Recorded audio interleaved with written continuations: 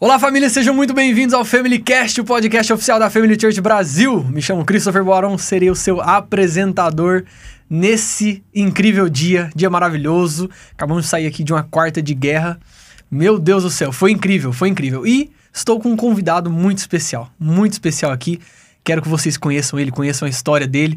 Temos aqui uma conversa que eu tenho certeza que vai te edificar. Mas antes disso, vocês sabem, o que você vai fazer? Curte esse vídeo, não passe desse momento sem curtir esse vídeo. Comenta aí de onde você está assistindo essa conversa, qual que é a sua cidade e compartilhe em todos os grupos possíveis. Essa conversa precisa alcançar pessoas, tá bom? E por último, se não for pedir demais, por favor, tira um print, marca a gente aí, FamilyCastBR, Christopher Boaron, marca todo mundo aí, marca o Instagram do pastor que vai estar aí na descrição também, posta nos stories. E é isso, vamos pra conversa. Pastor Diego Menin. Que alegria prazer. Estar aqui. Que honra, hein? Que honra, a honra é nossa. Obrigado pelo convite. Eu não imagino, foi uma surpresa que eu vim pregar aqui, eu não sabia. E aí do nada. Que ia ter essa surpresa, esse convite, mas fiquei tão honrado, tão feliz. Que porque benção. Eu sei que é um projeto relevante. Muito bom estar com você aqui, viu? Prazer é nosso, pastor. O senhor é uma pessoa relevante no meio evangélico, uma pessoa que tem muito a acrescentar para a igreja, tem acrescentado e vai continuar fazendo isso através das redes sociais, através da igreja local também, né? O senhor é pastor senior da Lírio Church. Igreja Lírio, né? Isso. Eu com a mania do church na cabeça. Mas não tem problema. Então, a gente quer te conhecer, a gente quer entender melhor. O senhor acabou de dar uma palavra maravilhosa ali pra gente na quarta de guerra. E eu queria sim, pastor, primeiro entender a sua história. Eu posso te apresentar aqui, como já fiz, mas ninguém melhor para te apresentar do que o senhor. Quem é pastor Diego Menin? Eu tô me aturando já há 40 anos. Então o senhor entende. Eu sou Diego Menin, tenho 40 anos, casado com a Carla, pai da Júlia de 8 aninhos, casado há 18 anos já. Maravilha. A minha história, assim, eu sou uma pessoa que nasci num berço cristão, e nasci na igreja que tenho a oportunidade de pastorear hoje. A minha história é uma história um pouco complexa, porque minha mãe era leprosa, tinha hanseníase, hoje uma doença que tem cura, mas na década de 70, por exemplo, ter hanseníase era quase uma sentença de morte, não só pela doença, mas pelo preconceito. Então toda pessoa leprosa, imagine você sentar num lugar, levantar, o pessoal vinha com um paninho para limpar a cadeira. Isso acontecia? Acontecia. Minha mãe morou em leprosário muito tempo. E aí meu pai conheceu minha mãe, se apaixonaram, minha mãe muito doente. Minha mãe era católica. E aí um dia meu pai foi à missa com a minha mãe e falou: padre, faz uma oração aqui pela minha namorada, né? E o padre olhou para minha mãe e falou: eu não sou Deus para curá-la. Enfim. E aí com essa resposta do padre, minha mãe meio que se desencantou da igreja católica e começou a buscar um espaço para fé. Foi para centro de macumba, foi para Testemunho de Jeová e acabou chegando na Lírio. Para encurtar a história, chegou na Lírio, Deus não a curou, mas ela encontrou Jesus. Aí ela encontrou Jesus, depois se casaram, meus pais se casaram, minha mãe engravidou. Quando ela engravidou, ela já tinha lepra, claro. Ela tomava um remédio que hoje é proibido por lei, chamado talidomida. Esse remédio, você não pode engravidar porque tem até vítimas hoje do talidomida. Consome o feto, nasce com os membros sem massa cefálica, enfim. Minha mãe engravidou e fez um ato de fé. Ela foi até o vaso sanitário, jogou todos os comprimidos, mas foi uma gravidez muito conturbada. Eu nasci, por exemplo, de 10 meses. Meu Deus. Não sou filho de jumento, mas nasceu de 10 meses. E aí, quando eu nasci, não tinha pele, não chorei, tomei bezetacil. Não tinha pele? Não, é porque a água tava podre. Pele, mas a pele enrugada, sim, né? E aí, nasci, e aí eu entendi, minha mãe me contando a história, que havia um propósito. Eu acredito sempre que o nível de resistência é proporcional ao propósito, porque o meu nascimento foi um nascimento de muita batalha. E aí, depois de 4 anos que eu nasci, Deus curou minha mãe. Mas uma cura assim, minha mãe não tem marca de catapora no corpo. Imagine uma leprosa que morou em leprosário, chegar e hoje não tem marca de catapora. Com a cura da minha mãe, a família inteira se converteu. Uau. E uma das maiores alegrias foi quando realmente a aposentadoria dela, que ela recebia há muitos anos, ela foi lá para cancelar, porque era curada. Então eu nasci nessa situação de cura, de processo, e nasci na igreja. Então a minha vida inteira foi na igreja. Igreja para mim sempre foi um lugar de construir vida, amizade, mas nunca pensei em ser pastor. Então eu aprendi a tocar teclado porque não tinha músico, fui dar aula na escola bíblica porque não tinha quem desse aula na escola bíblica, aprendi a pregar porque não tinha quem pregasse, uma igreja muito pequena. E aí encontrei minha esposa na igreja, ela entrou com 9 anos, eu já estava lá, namoramos 8 anos, num período que falava que crente não podia namorar muito tempo, né? Vocês namoraram um tempo... 8 anos, porque Sim. Só vamos casar quando tiver casa. Casa e trabalho. Depois, quando me casei, aí assumi uma congregação que ia fechar, depois que eu fui ordenado a pastor. E aí depois, em 2013, me tornei presidente da igreja. Então, bem resumidamente, essa foi a minha história na Lírio. E eu consegui viver tudo isso dentro do mesmo ministério. Que hoje é uma raridade, né? É uma raridade. Você viver toda uma vida na mesma igreja. Já tive muitas oportunidades de sair. Sim. Mas eu tenho um carinho e eu acho que reformar também é muito importante. Com certeza. Né? Com certeza. É um grande testemunho, né? Porque essa questão da constância, da permanência, diz muito sobre o seu caráter, diz muito sobre os seus valores, sobre aquilo que o senhor acredita, né? Sim. Uma coisa que eu queria entender melhor. Então, o senhor sempre teve proximidade com a fé, proximidade com Jesus. Muitas pessoas têm ali uma história de conversão, assim, com um ponto de partida. Não sei se teve, assim, algo parecido para o senhor, um momento específico. Mas o que me chamou a atenção nisso aí foi ter ouvido uma experiência que a sua mãe passou em relação à visita a centros de macumba, talvez a terreiros de umbanda, quimbanda, religiões de matriz africana, espiritismo kardecista, que seja. Não sei especificamente até que ponto se deu isso. Mas me parece, pastor, gostaria de saber a sua opinião aí, que isso é uma característica muito brasileira, né? Algo que acontece muito frequentemente, né? A gente, em momento de dúvida, de desespero, né? A gente sai buscando, tateando, tentando procurar alguma coisa. Assim, meu pai, a única certeza que ele tinha é que ele amava minha mãe. Sim. Namoravam ainda, né? E ele, qualquer lugar que falasse pra ele, olha, vai lá que vai melhorar. Então, desde dar um passe, né? Tomar um passe no centro, a fazer um trabalho aqui. E um dos lugares é porque a nossa igreja, Lírio, bem no comecinho dela, uma das grandes marcas ali final da década de 70, era a cura divina. Porque era esse movimento que está acontecendo no Brasil. De certa forma, então, talvez foi meio que isso que alguém falou, ó, vai lá, ali. Lírio era um barracão na época, bem pequena. Vai lá porque tem um pastor que ora e as pessoas são curadas. Então, quando a minha mãe foi, ela foi pra cura. Sim. Mas ela não foi curada. Mas ela encontrou Jesus. E permaneceu, que foi a cura. Porque a salvação é muito mais importante do que a cura da lepra. Com certeza. Então, ela permaneceu e depois de 4 anos, minha mãe perseverou. Meu pai não se converteu, meu pai se converteu muito depois. Quando Deus depois curou minha mãe, meu pai se converteu também. Então, foi um processo de caminhada na fé, né? Assim, eu louvo a Deus pela vida do meu pai porque ele não desistiu, né? E a verdade sempre prevalece, né? O que é importante entender é que essa busca pela verdade, ela não é ruim. Mas eu preciso ter o mínimo de consciência de entender o que é que realmente é a verdade, né? Porque a verdade nem sempre é satisfazer a minha necessidade. Quando minha mãe vai à igreja e ela encontra Jesus e não é curada, quem diz que ela não é curada de verdade?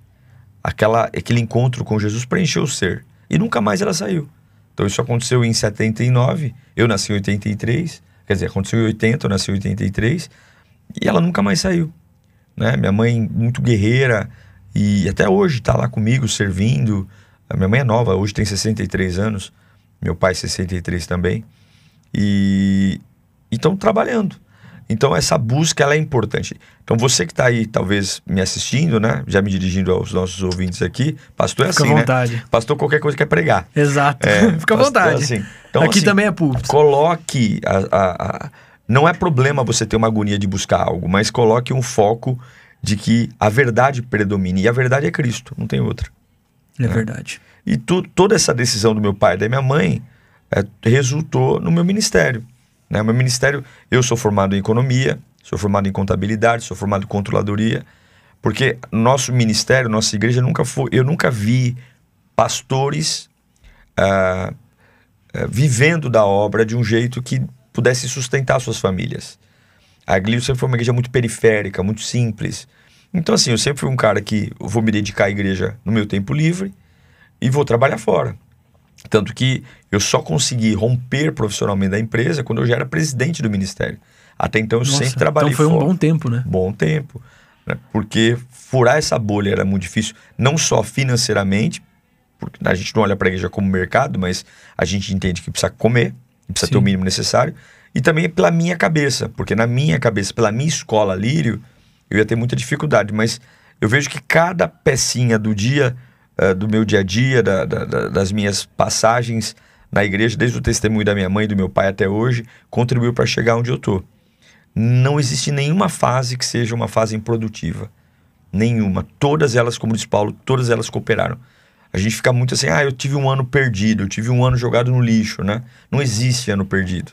Tudo, até as coisas mais amargas, elas contribuem para um todo que um dia a gente vai entender. Quem não entendeu agora, um dia vai entender. Amém. Amém. A gente só entende depois que passa, né? Depois. A gente só entende depois que passa. E como é que foi esse despertar aí para a concepção do pastoreio? Uhum. De onde veio isso? Sempre esteve dentro do Senhor? Foi algo que teve ali um momento de maior entendimento? Eu me casei em 2017, com 23 anos.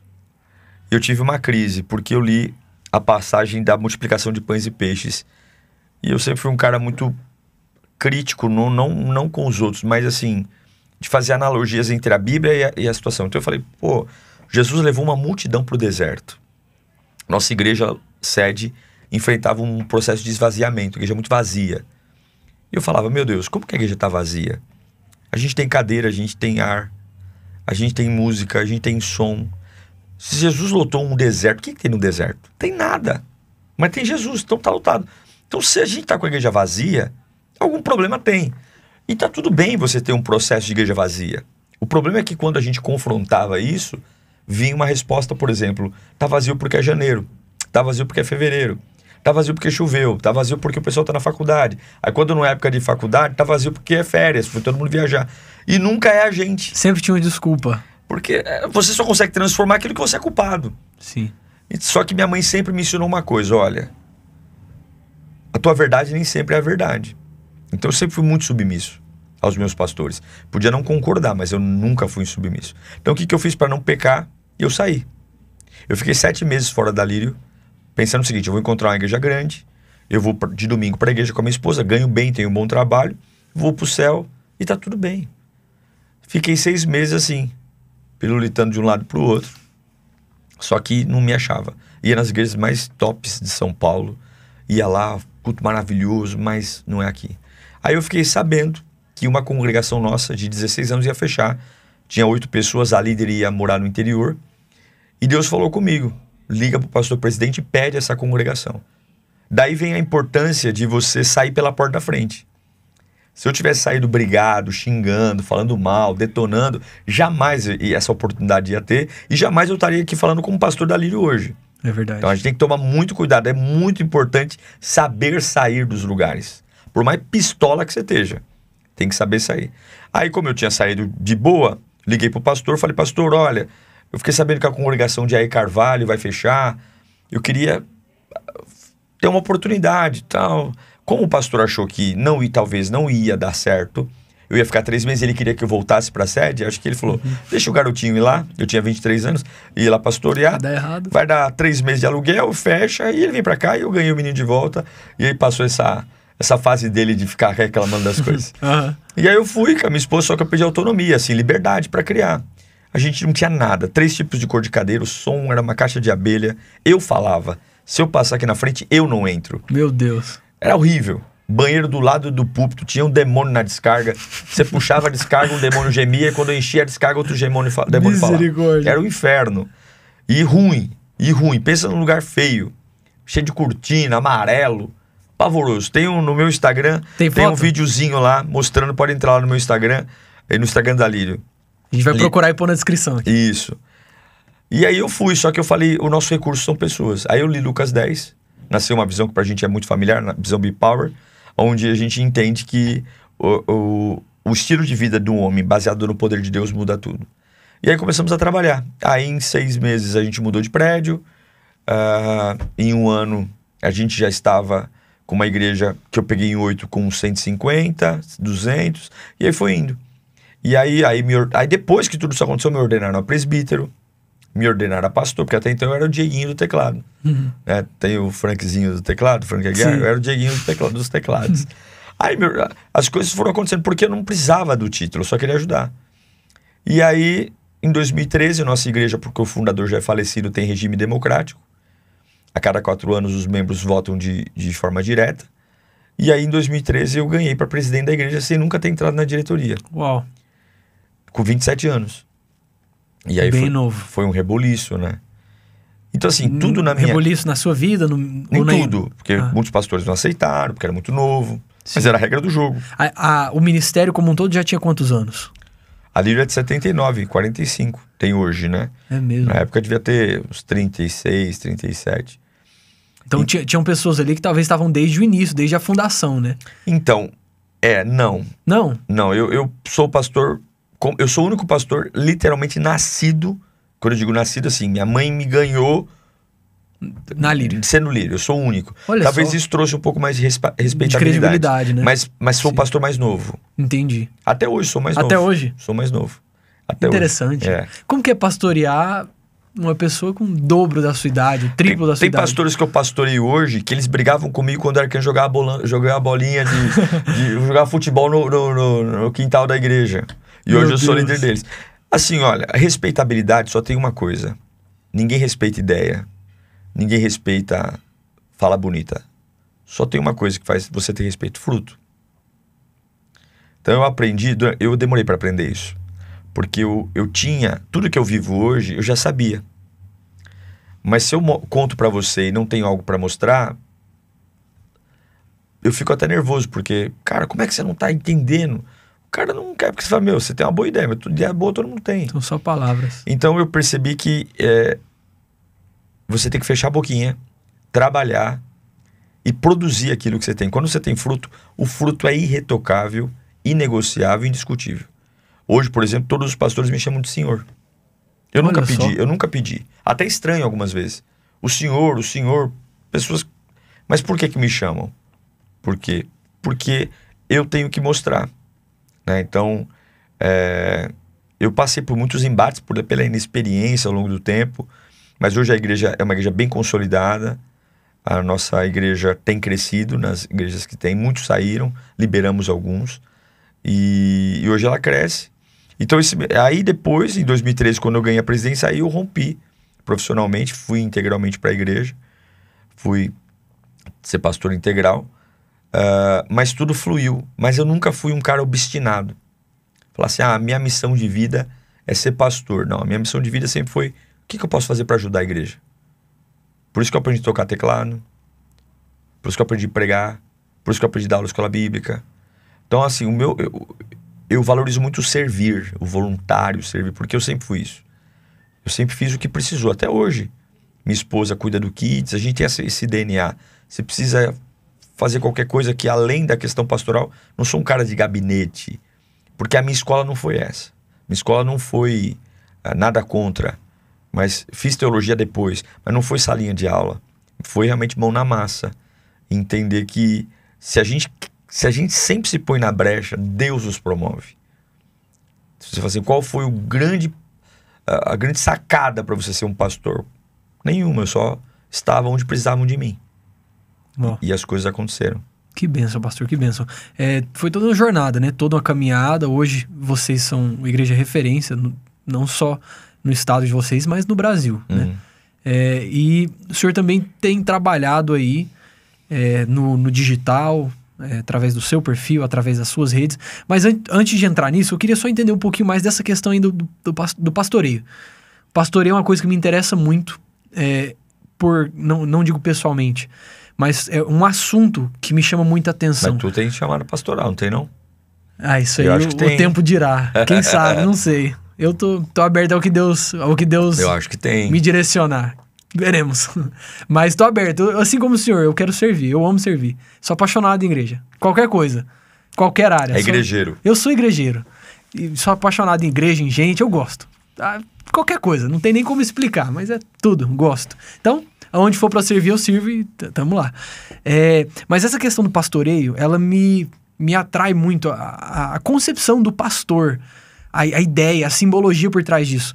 Me parece, já falei isso, inclusive, se eu não me engano, no podcast com meu pai, no episódio 10, que é uma profissão e um chamado extremamente honrado, mas que exige uma responsabilidade extrema, que cobra uma carga extrema. É algo completamente diferente de qualquer outra coisa que você pode fazer. Sim. Não retirando, é óbvio, a importância de profissões seculares, não retirando a importância do seu ministério familiar, mas assim, o pastoreio é algo muito específico. Né? E hoje, ser pastor sempre foi algo muito especial, primeiro porque o pastor não tem expediente, né? A gente não... Um contador, ele vai para casa, ele vai ser pai. Por mais que eu queira ser pai com a minha filha, e tenho tempo de qualidade com ela, me organizo para ter com a minha esposa, mas eu sou pastor o tempo todo. Eu não digo, olha, me ligue amanhã. É claro que a gente tem que pôr limites. Só que nos dias de hoje, na igreja de hoje, principalmente pós-pandemia, e com as igrejas como estão hoje, antigamente um pastor ele tinha uma preocupação realmente de pregar e cuidar da ovelha. Hoje o pastor ele precisa pregar, cuidar da ovelha, ele precisa ser administrador, ele precisa se conectar ao online, né? Então, online não é hoje uma questão de, eu gosto. Não, uma igreja que não está no online é uma igreja fadada à estagnação mesmo, porque as pessoas elas não querem mais congregar perto de suas casas, elas querem congregar onde elas gostam. Eu digo sempre que eu não vou à igreja por causa de Deus. Deus está no banheiro da minha casa, Deus está no meu quarto. Eu vou à igreja porque a embalagem evangelho que aquela igreja me oferece faz sentido para mim. É como uma grande magazine de shopping. Você pega uma jaqueta, você fala, nossa, que horrível, jamais vou usar, é brega. Sim. Aí vem uma outra pessoa, pega a mesma jaqueta e fala, uau, é a minha cara, eu vou usar, vou comprar agora. Porque é gosto. Então, uma vez uma pessoa me perguntou, pastor, por que tem tantas igrejas se Deus é o mesmo? Tem tantas igrejas porque Deus é o mesmo? Porque nós somos diferentes. Então, tem gente que vai entrar na Family e vai dizer, uau, é a igreja da minha vida, amei. E tem gente que vai entrar que vai dizer, legal, mas não é pra mim. Então, o pastor hoje... E tá tudo bem. E tá tudo bem, porque é gosto. Né? A igreja de Cristo é uma coisa, a igreja local é outra. Um é estômago, outro é coração, outro é intestino, outro é braço. E é a multiforme graça de Deus. Então o pastor hoje, ele se tornou uma função muito maior do que eu acho que em qualquer outra época da história da humanidade. Porque ele precisa manter tudo que um pastor precisa e ele precisa incorporar ao ministério pastoral uma linguagem mais simples, porque antigamente o pastor ele preocupava-se muito mais com a complexidade e com a admiração do seu sermão do que com a simplicidade. Hoje, aquele que quer ser admirado vai ficar para trás. Porque o segredo não é ser admirado, é ser compreendido. As pessoas querem entender a palavra. Como é difícil, né? Ser simples é muito difícil. É muito complicado. É muito mais fácil um advogado explicar lei para um outro advogado do que explicar lei para um leigo. É muito mais fácil um médico explicar a medicina para um outro médico do que explicar para a mãe do paciente. Porque tanto para o advogado explicar para um leigo quanto para o médico explicar para a mãe do paciente, eles têm que ser simples.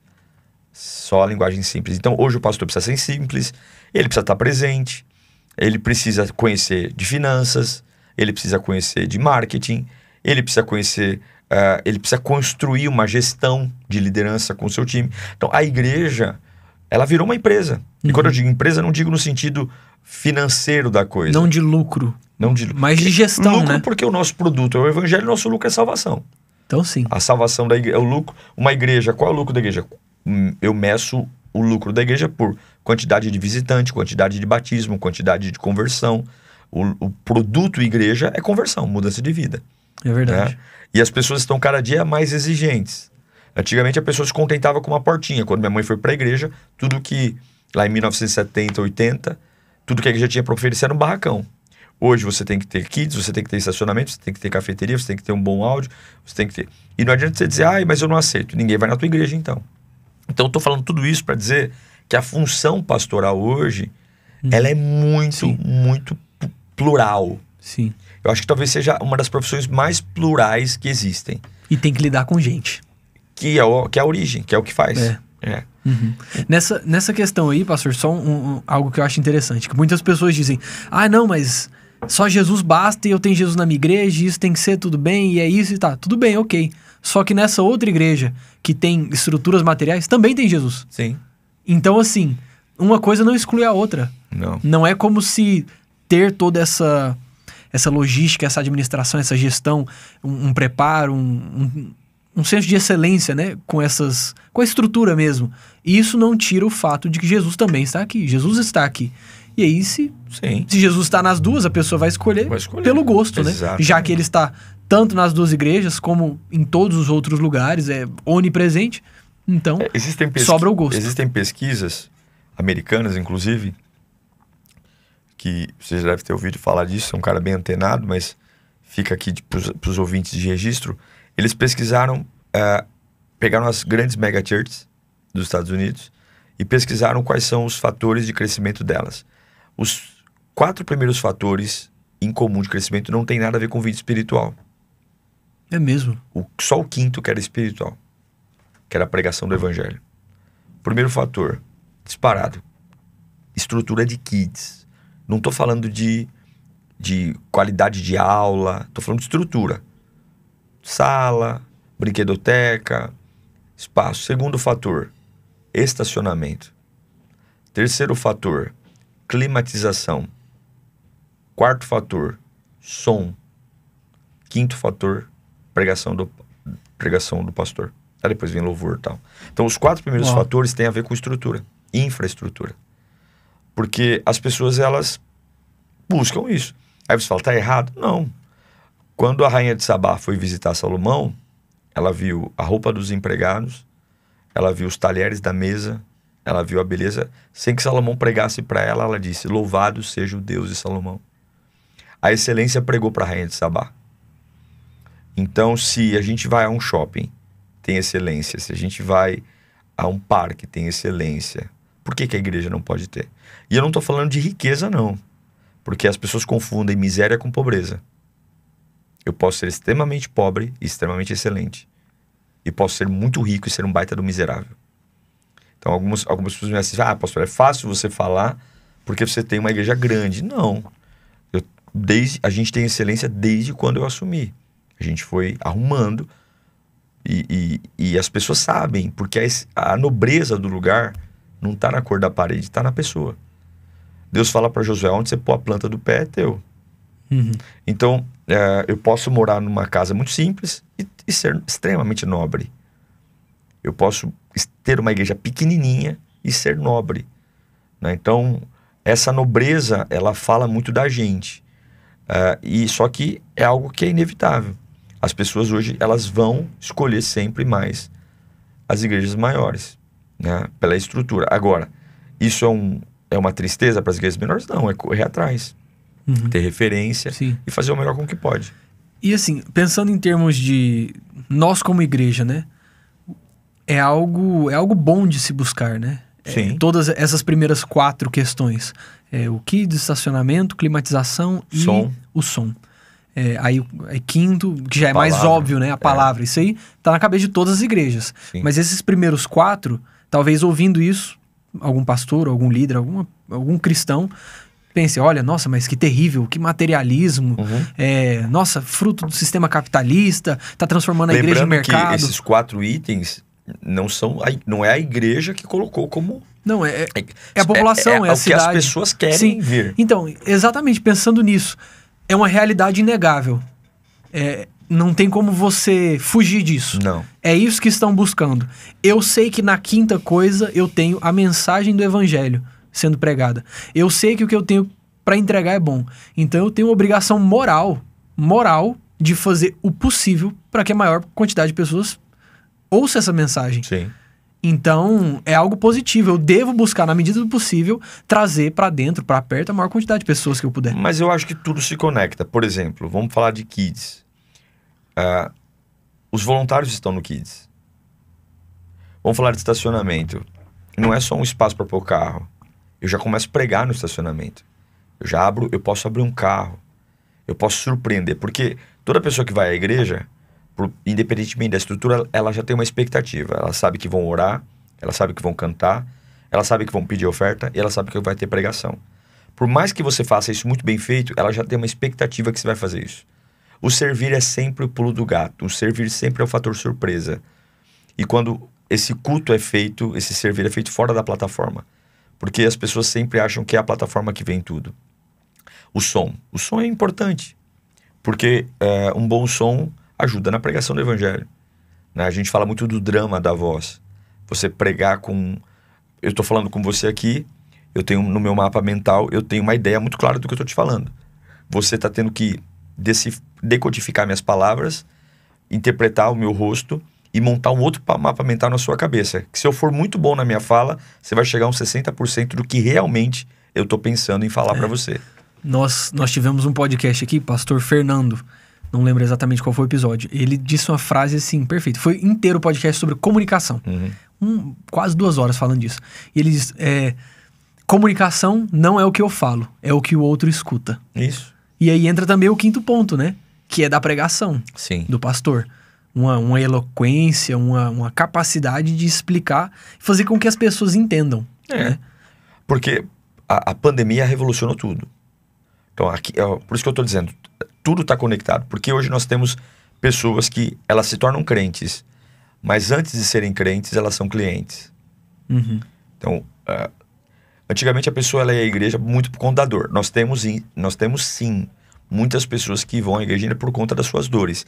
Mas existe um grande público que vai à igreja para consumir igreja. O senhor diz dores não físicas, mas dores de existência. Dores na alma. Existe, mas assim, tem pessoas que falam assim, não, eu vou porque eu gosto. Eu vou porque eu me sinto bem. Pra consumir mesmo. Eu vou porque tem gente que faz a igreja de consultório psiquiátrico, psicológico. Ou um programa de fim de semana, né? E tá tudo bem, porque Jesus pega.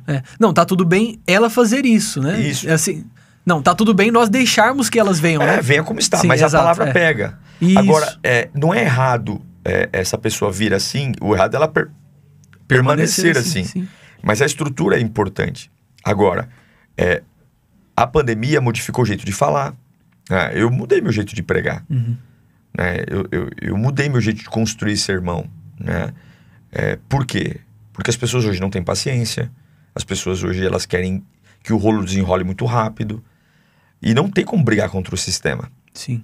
Então hoje ser pastor, voltando para a tua pergunta, ser pastor hoje é um baita de um desafio. Porque você tem que ser Silvio Santos, você tem que ser Abílio Diniz, você tem que ser tudo, né? Então, um pastor que se fecha no mundinho, o pastor tem que ser um grande clínico geral e ter vários especialistas debaixo dele para cuidar. Então, por exemplo, na Lírio, eu sou um clínico geral. Se você perguntar para mim, pastor, eu sei falar de tudo da Lírio. Profundamente eu sei a visão. Agora, eu tenho especialistas. Eu tenho especialista em kids, eu tenho especialista em casais, eu tenho especialista em departamento de mídia. E eu sou um clínico geral. Eu encaminho para eles. Então, um pastor que é centralizador, que não delega, que não ensina, que não partilha e que não evolui para entender a pluralidade, ele vai ser tampa em qualquer igreja. Então, não tem como mais. Tem pastores em São Paulo, por exemplo, que diz que a nova safra de desviado é crente online. Mas na pandemia ele falava o quê? Quando as igrejas fecharam. Então, agora que a igreja abriu, é crente online, é desviado. E quando ele pediu o dízimo, a oferta, pro camarada que não podia ir presente na igreja, aí Deus estava lá também. Então é isso, é um desafio. Eu tô falando isso para vocês, para você e para vocês, não como um cara que se sente o doutor no que faz, que também todo dia tem que aprender a se superar, porque a velocidade hoje, ela é algo absurda. Um piscar de olhos você fica para trás. Né? As coisas, principalmente em termos de redes sociais, né? Redes sociais, a forma de você, por exemplo, hoje você não pode ser tão acessível como antes. Em grandes centros, por exemplo, antigamente o pastor tinha aquela ideia de tomar café, ir na casa, hoje não tem como mais. E não tem como mais, não só nem pelas questões de que o pastor é ocupado, porque as pessoas hoje, é muito difícil você entender o que está no coração da pessoa. Então hoje, abrir casa, por exemplo, lá em São Paulo para a célula é muito difícil, por conta da violência. É um desafio? Por conta do trânsito. As igrejas celulares em São Paulo sofrem demais. É verdade? Não demais, sabia. demais. Primeiro que o cara que trabalha em São Paulo, ele está acostumado a gastar 2 horas para ir trabalhar e 2 horas para voltar. Então 4 horas do dia dele está dentro de um transporte público ou no trânsito. Então quando o cara chega em casa, o cara quer dormir, descansar. Segunda coisa, amigo de amigo não é amigo. Então eu não vou levar um estranho para dentro de casa, com criança pequena. Sim. Né? Então assim, eu não tenho nada contra a célula. Mas em grandes cidades, a célula, na casa, ela vai ter uma tendência muito forte a parar.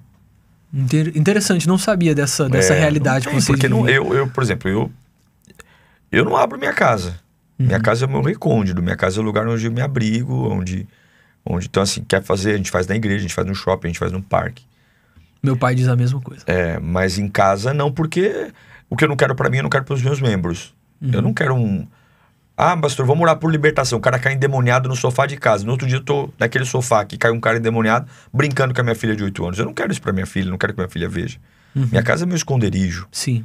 Né? Então, nas grandes cidades ainda tá ficando muito complicado pela questão da violência, pela questão da dificuldade de locomoção, né? E são desafios da igreja contemporânea. Sim. E questão assim, mais pessoal, desafios pessoais como pastor. Como tem sido a caminhada? Como tem sido a experiência de ter... Eu não sei qual foi exatamente a velocidade de crescimento até vocês chegarem onde estão agora. Não sei se foi um boom, se foi uma caminhada mais estável. Mas como que tem sido lidar com isso, né? De chegar a um ponto de relevância onde as pessoas observam, onde as pessoas cobram.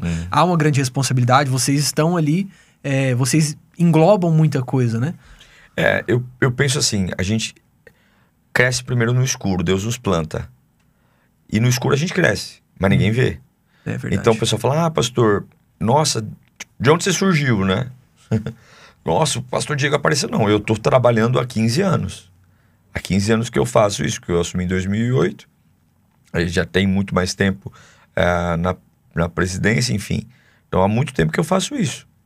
O problema é que o que mudou a nossa igreja, a estrutura dela foi o voluntariado, o servir, né?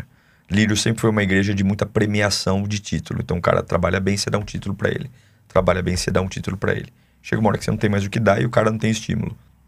Então, eu bloqueei as ordenações.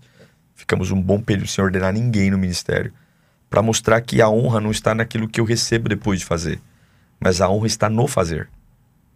E os títulos não são dados para honrar, os títulos são dados para a igreja. Então eu não ordeno você a pastor porque você é legal. Eu ordeno você a pastor quando a igreja precisar de um pastor. Eu não vou ordenar você a diácono porque, nossa, você limpa bem a igreja. Não, limpar a igreja é uma honra. Eu vou ordenar você a diácono quando a igreja precisar de pessoas com título de diácono. Mas todos têm um título maior, que é servo. Então mudar essa cultura levou muito tempo.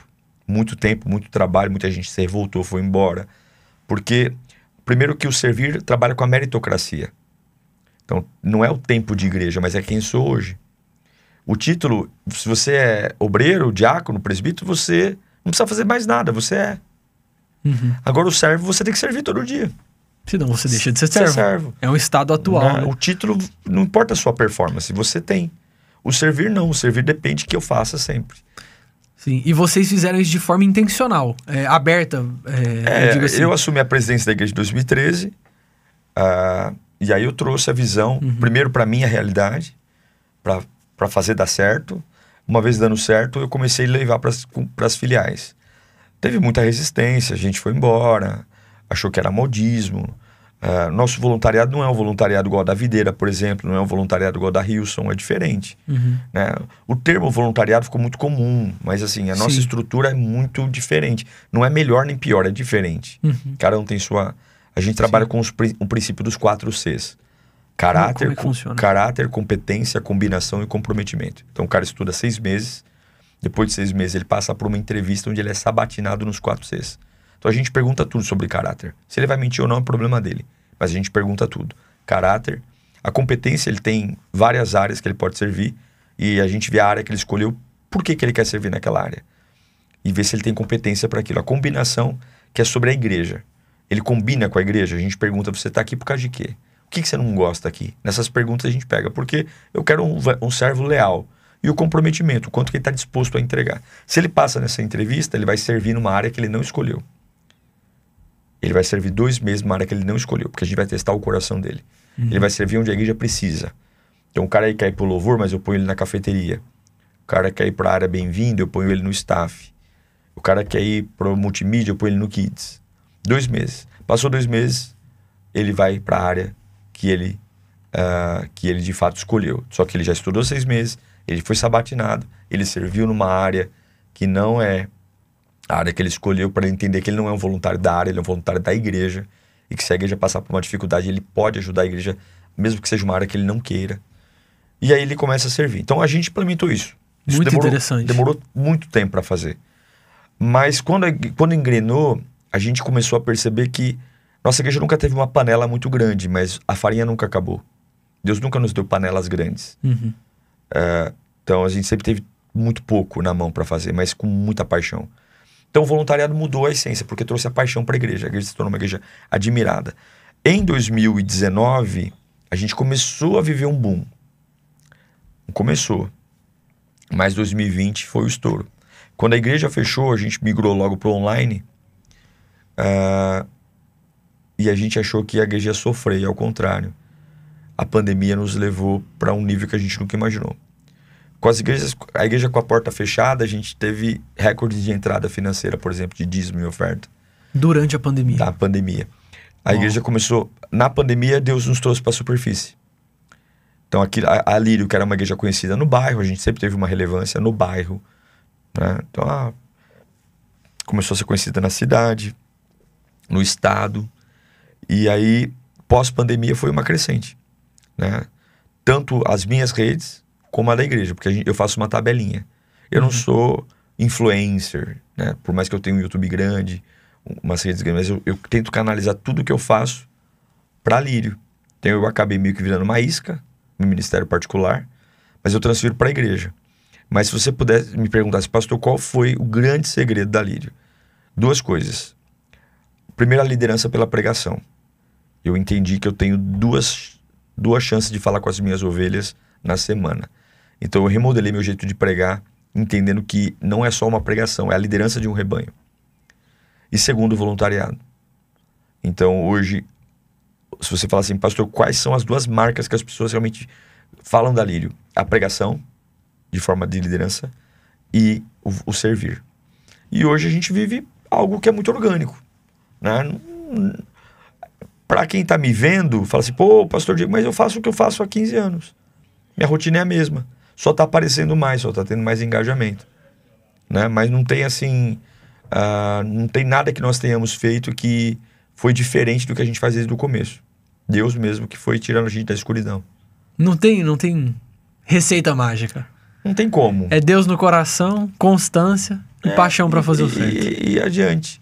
E tem dado certo, assim. Glória a Deus. Tem visto os frutos, os resultados. É muito parecido com o que vocês vivem aqui na Family, que é um fenômeno, 3 anos, você ter esse movimento poderoso aqui em Goiânia. E assim, com muita simplicidade, a gente trabalha com 3 palavras para definir a igreja, que é o famoso SIR pra gente. Todo liriano fala, o que a Lírio é? SIR, simples, intenso e relevante. Simplicidade é porque é para todo mundo. O complexo é para alguns, a simplicidade é para todos. Jesus era simples, ele pregou um sermão e criança ficava no pé dele. E criança é muito sincera. Então ele era simples e ao mesmo tempo profundo. Então a gente canta canções simples, a gente faz cultos simples. Eu quero pregar de forma simples, eu quero fazer reuniões simples. E o que não é simples na Lírio não fazemos. Se é muito complexo, tem dificuldade para explicar, a gente põe de lado. Simples. E de intenso. A gente acredita na energia, intensidade. A paixão de Cristo é a intensidade. A Bíblia fala em Jeremias, se eu buscar de todo o coração, eu encontro. Não é buscar, é de todo o coração. Então é toda energia. Então simplicidade, intensidade e o R de relevância. A ideia de que a pessoa não fala do que ela ama, a pessoa fala do que ela admira. E o grande problema das igrejas hoje é que os membros, eles amam a igreja que congregam, mas não admiram. Qual a diferença? Quando você vai ter aquela conversa no café da manhã, na empresa, aquela conversa daquela pessoa que você encontra na fila da padaria, que há muito tempo você não vê. Os assuntos que vêm na sua cabeça são assuntos de coisas que você admira. Então você vai falar do Corinthians, do Palmeiras, do Santos, São Paulo, do Flamengo. Torce pra quê? Nenhum. Só Sou ruim de futebol, só pra Jesus. Tá bom. Então você vai falar de política, você vai falar do tempo, ou você vai falar da igreja. É verdade. Só que você só vai falar da igreja se você admira a igreja. Então, se tem muita gente que congrega na igreja, não falta, dizima, oferta, mas não fala dela a igreja pra ninguém. Porque ele ama a igreja, mas não admira. E você não fala do que ama, você só fala do que... É igual casamento. Isso é muito verdade, pastor. Isso é muito verdade. Agora que o senhor falou, eu comecei a parar pra pensar em mim e nas outras pessoas. E quando eu vou pensar na nossa igreja, quando eu falo é com um ar, é um tom de admiração, Sim. né? Tipo assim, nossa, eu tô espantado pelo que Deus tá fazendo, pelo que os servos estão fazendo, pelo que a gente tem conseguido fazer através da graça de Deus. E é admiração. É admiração. E o que você admira, você conta pra todo mundo. É. Você vai assistir um filme, você chora, você acha legal. Primeira pessoa que você... Cara, você tem que assistir aquele filme. Você vai no restaurante, come bem, paga um preço legal. Cara, você tem que ir naquele restaurante. É verdade. Você vem à igreja, você tem um impacto. A gente fala... Nós temos algumas frases na Lírio. Todo culto, um grande culto. Qual o melhor culto? O próximo. Né? Então, legal. são frases que mostram que a gente não se contenta com aquilo que acontece. Deus sempre tem mais. Só que tem aquela admiração. O que leva visitante para a igreja não é Instagram. O que leva visitante para a igreja é boca a boca. Porque o Instagram não tem autenticidade. É um banner que todo mundo faz. Agora, quando uma pessoa gratuitamente, fora do holofote da igreja, fora do prédio, ela chega no ambiente neutro e ela fala, cara, você tem que ir na minha igreja, lá é incrível, lá é demais. O cara fala assim, meu, eu vou lá. Porque o que tem a ver você falar da tua igreja aqui no meio dessa praça? O que tem a ver você falar da tua igreja aqui no corredor, na copa da empresa que a gente tá tomando um café? Do nada. A gente podia estar falando de tantas coisas, né? E os olhos brilhando. É a mesma coisa um casamento. Quando um casamento acaba, tem gente que termina o casamento, ele ama a esposa, mas ele não admira. E sem a admiração, tudo corrói. A admiração, ela é importante. Porque a admiração fala de reparar no que tem, observar. Então a relevância é, nós entendemos que quanto mais nós marcarmos aqueles que vão à igreja, mais aqueles que foram marcados vão propagar gratuitamente o que foram marcados. E a gente consegue dobrar o rebanho, triplicar o rebanho, quadruplicar o rebanho. Então a Lírio é simples, intensa e relevante. São as 3 características que a gente mais trabalha no DNA da igreja. Que legal, que legal. Pastor, é muito bonito ver o que Deus tem feito na vida de vocês, ver a caminhada de vocês, tanto tempo já na jornada. Existe aí uma cultura que vem se consolidando, que foi reformada, que vejo que foi difícil, né, de implantar Muito muitas difícil, coisas, muito. Trabalhoso. Lidar com gente não é fácil, Não. mas é recompensador. Talvez não aqui, mas Nosso Senhor recompensa. Mas aqui também é. Deus aqui recompensa. também é. Tem muita coisa. Eu gosto de mexer com gente. E é muito bonito ver isso. É inspirador. Por isso que eu queria ter essa conversa.